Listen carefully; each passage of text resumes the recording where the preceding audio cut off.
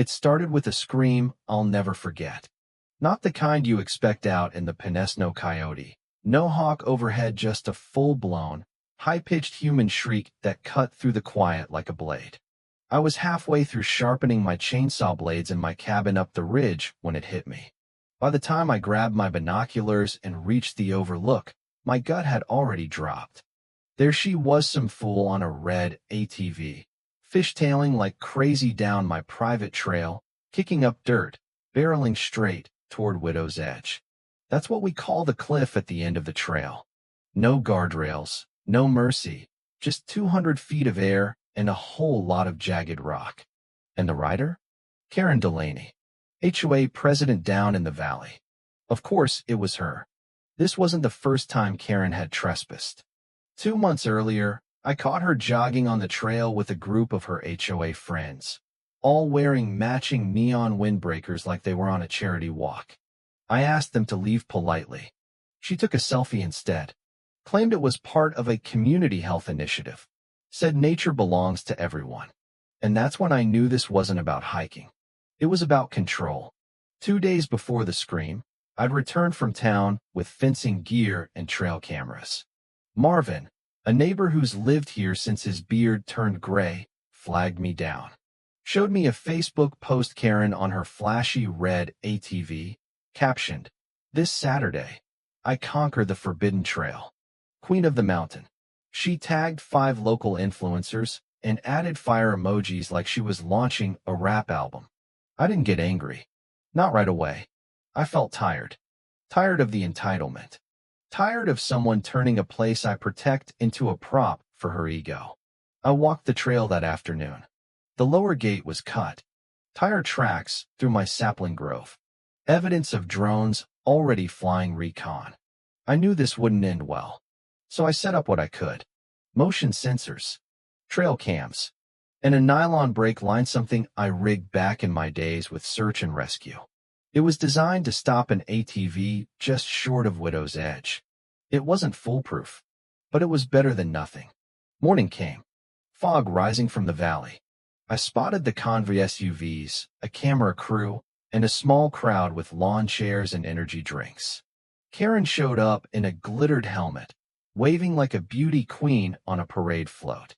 I approached her with a geological survey map, explained the erosion, the blind curves, the shale near the drop, showed her a photo of the cliff. She looked at it, rolled her eyes, and said, "That's just your boomer paranoia."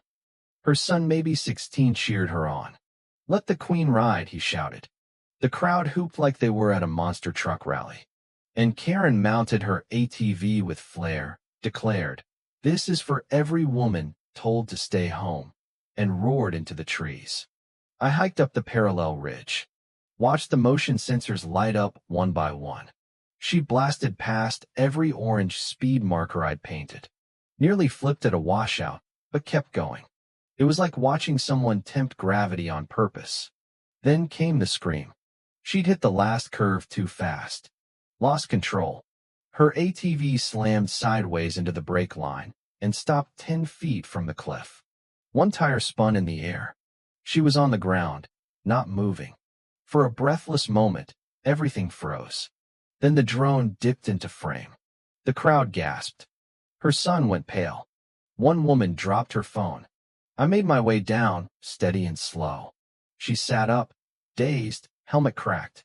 And then she started talking, performing. He set a trap. That rope was sabotage. Her voice was shaking, but her ego was still intact. I didn't say anything. Not at first. Clara, another HOA board member, finally spoke. "Karen, we saw the signs. You posted about this. You ignored everything." Karen glared. "You'll hear from my lawyer." I said, "I've got GPS data, timestamps, video. I didn't trap you, I saved you. If that line hadn't caught your back tires, you'd be a news headline by now." That night, the drone footage went online. Dramatic music. Slow motion crash. The works. It went viral. At first, people called her brave. A survivor.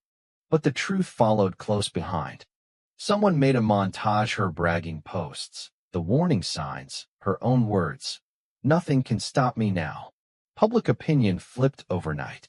She didn't back down. Asked for donations. Claimed trauma. Made over $3,000 in a day. Then someone caught her shopping without the brace, laughing in the frozen aisle. The internet shredded her. She filed a civil suit. Claimed I endangered her. Sheriff Leia called me, laughing. We've got all the footage. If anything, she should be charged with reckless endangerment. The HOA called a vote. Clara brought up every violation Karen had committed. They voted her out nearly unanimous. Weeks passed. One foggy morning, Karen showed up. Alone. No camera crew. No makeup. Just her. She asked to see the cliff. We walked in silence. I didn't think I could die, she said. Most people don't, I replied. She handed me an envelope. It held a check and a note. Some lessons cost more than others. Yours saved me from paying the ultimate price. I used it to repair the fence. And I added one more sign to the trailhead. Respect the edge. Nature doesn't negotiate. That winter, everything was quiet. No more groupies. No more social media stunts. Just wind and snow. Like the mountain had taken a deep breath and let it out. Then something unexpected happened. The county's conservation office reached out. Said they'd seen the footage, heard about the incident, and wanted to partner on a safety awareness program for rural landowners. At first, I wasn't sure. I'm not a teacher. I'm not a politician. But I said yes in one condition. I wouldn't sugarcoat anything. They agreed. We started the program quietly. Used real footage, maps, and gear to teach about risk and respect. I didn't mention Karen's name. I didn't have to. The lesson was loud enough. And a few weeks later, Sarah, another ex-HOA member, asked if she could bring a local youth group up to the trailhead. Not to hike it, just to learn. I said yes. Those kids stood in silence as I pointed out the curve, the erosion, the cliff. One of them asked, "Has anyone ever died here?" I paused. "Not yet," I said. And that's the goal. Karen sold her house. Moved away. Her son went off social media. The HOA changed leadership, and people waved again when they drove by. One day, a package showed up at my gate. No name. Just a small wooden model of an ATV, painted red. Underneath was a note. Not all falls are fatal. Some just knock you into reality. Thank you for catching mine. So now I ask you, was I right to set that line? Should I have done more? Or was that enough? Let me know in the comments. And if you've got your own HOA horror story or wilderness close call, drop it below. Because the edge is always out there, and it doesn't care who you think you are.